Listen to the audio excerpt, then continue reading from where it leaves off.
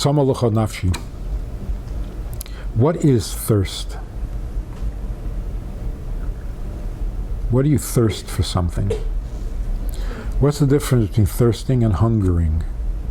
Eating is chesed, drinking is gvura.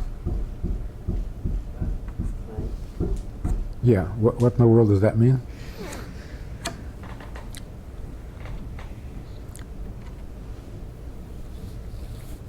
The difference between chesed and gvura, ava and yira, they both bring the same result, seems like. Ava and yira both bring you closer to the Eibishter.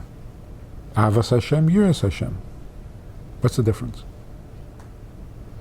Avas Hashem means you're thinking about the Eibishter. Yiras Hashem means you're thinking about the Eibishter. The difference is when you want to be closer to somebody, there are two motivations. One is, you're so good, I want more of you. The other is, it's so bad without you that I want more of you. So where is the emphasis? Having you is so good, or not having you is so bad? So bad. That's thirst. Having you is so good, that's food. That's hunger. Not having you is terrible, that's thirst. So when the Alter Rebbe says, Tzoma l'cho nafshi, where do you feel tzoma l'cho nafshi? Be'eretz tziya v'oyev b'li moyim. How bad is it to be in a desert without water? So it doesn't say anything about how good it is to be with you. It's how bad it is to be in a desert without water. That's what creates tzimoin. Thirst comes from not having. Hunger, even when you're not dying, you want to eat. Because it tastes good. Then he goes on to say, Kain ba'kodesh. What does that mean? When I'm not in a desert, and what I have is not bad. Like, I'm not thirsty. I'm only hungry. Well, that hunger should be as intense as I am thirsty now. Right? Kain ba'kodesh, chazi sicha. Halevai, when Mashiach comes and I have a Beis HaMikdash, and I'm not in a desert, and then I don't have such an intense thirst, halevai, my hunger should be as intense as my thirst. Does this make any sense? Can you say that part again? Thirst is more intense than hunger. Why? Because I can't stand what I have. Because without you, it's so not good. So, when I'm hungry, I want more of a good thing. When I'm thirsty, I need to get away from this, because. So, which is more intense? The need to get away makes it much more intense. So eating, it's interesting, eating is like water. It's calm, but thirsting is like fire. What is the difference between water and fire? Water is comfortable wherever it is. Fire doesn't want to be where it is. It wants to go up. It hates being where it is. So, thirsting means I got to get out of here. That's tshuva. The difference between a tzaddik and a Baal Tshuva is like the difference between eating and drinking.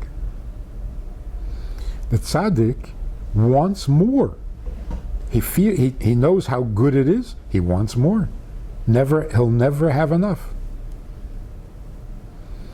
A Baal Tshuva, not he wants more. He wants to get away from where he is and start something new. So the Alter Rebbe is saying, "Tzama lecha nafshi be'eretz tzia v'oyev." But when I come to the Beis Hamikdash, when I do have what I need, I shouldn't lose this intense feeling, even when things are good. That's like saying, after I do tshuva, I should still be about tshuva. She's like, okay, now I did tshuva, now I'm comfortable. No, I never get comfortable. I should always have this intensity, even when I'm not thirsty. Anyway, so the point of it is this. Tzama is a golus experience. Golus is terrible, I got to get out of here.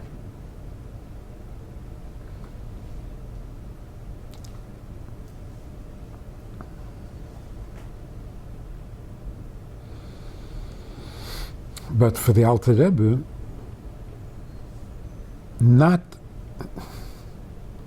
Golus didn't mean living in Russia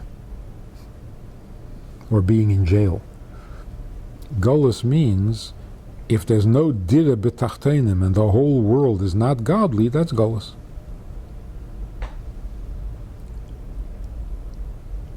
If the whole world is not on the level of Atzilus, that's Golus for the Alter Rebbe.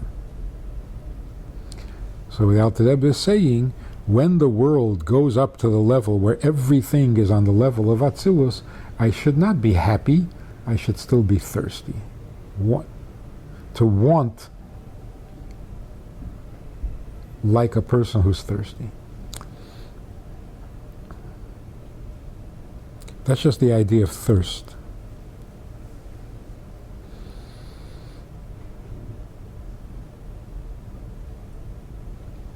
I was once speaking to a group of Talmud Torah children, and they were learning Tehillim. I don't know why. They didn't understand a word. But they were learning the Tehillim where David HaMelech says, Ka'ayol tareg alafike moyim, ke'nafshi sareg elecha elikim. So I asked them, you think David was being literal? I thirst for the Eibishter like a deer thirsts for water in a desert? Is that literal? They said, nah. I said, you think David HaMelech was talking only about himself or about everybody? Yeah, just about himself. Where do you see that it's true that I thirst for the Eibishter like a deer thirsts for water?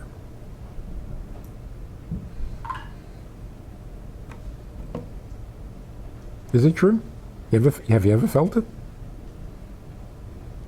Is there any evidence? So I said to them, you know the first time you did something wrong, like when you were 6, and you did something very naughty, and you came home, and you were afraid that your mother is going to know. So you didn't go into the kitchen, instead you went into your room, till you got up the courage to come to the kitchen. Remember the second time you did something wrong? The third time you did something wrong? Now, even when your mother tried to talk to you, you wouldn't look her in the eye, because then she would know. So you started avoiding her.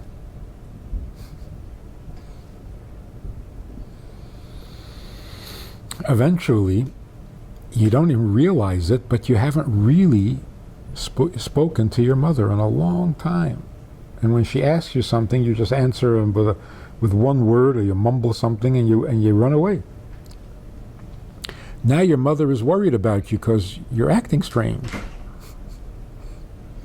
and you forgot what happened and how it happened, you don't understand why your mother never talks to you. So your mother and father are sitting and saying, what's wrong with her? I can't talk to her. I ask her a question. She runs away. She doesn't come into the... And you're lying in your room thinking, my mother and father don't like me. They never talk to me. You realize what just happened here? Do you need your innocence as strongly as a deer needs water? Yes, you do. Not having water will kill the deer. Not having your innocence is going to kill you. In fact, the example is not even a good example.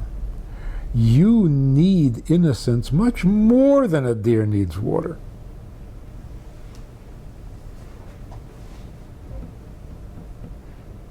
It's just a mashal. It's not a perfect equal analogy. So it's not a mysterious thing. It's not tzaddikim thirst for God. Everybody thirsts for God. Just a question of how much. The tzaddik thirsts to know God intimately. We thirst to know that we're acceptable to God. Because if we think we're not acceptable, we start to die emotionally. So tzoma l'cho nafshi is not, oh, that's what the Rebbe feels. No, we all feel it on our own level. We need to know that we're connected. Disconnected is a killer. If we don't feel innocent, we start to suffer. That's not mystical. It's just our nature. It's real. So when a person would go into Yechidus, come to the Rebbe and cry because he did something terrible and he feels guilty, can the Rebbe relate to that?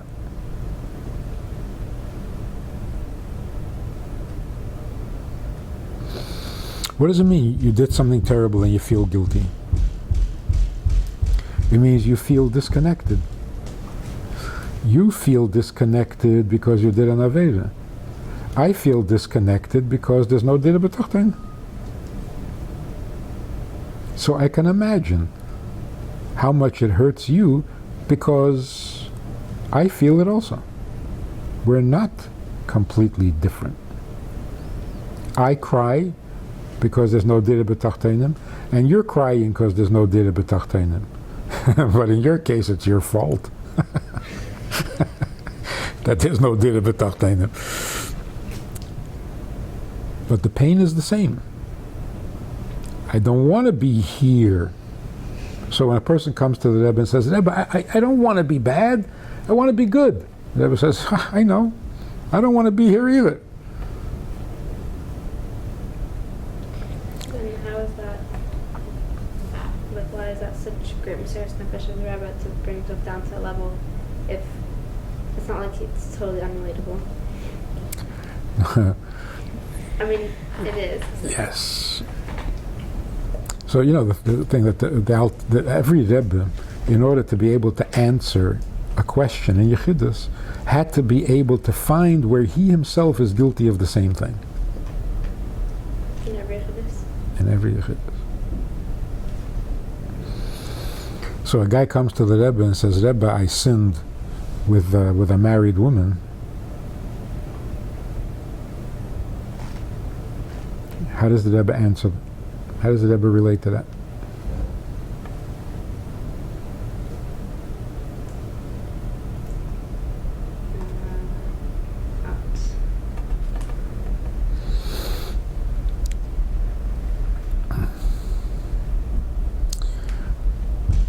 The Rebbe says a maimer to Chassidim who are busy thinking about something else.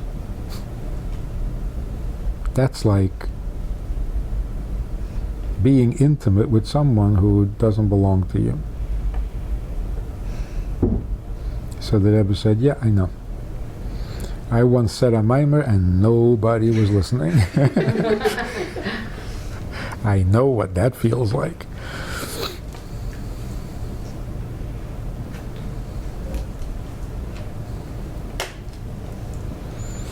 But the point is,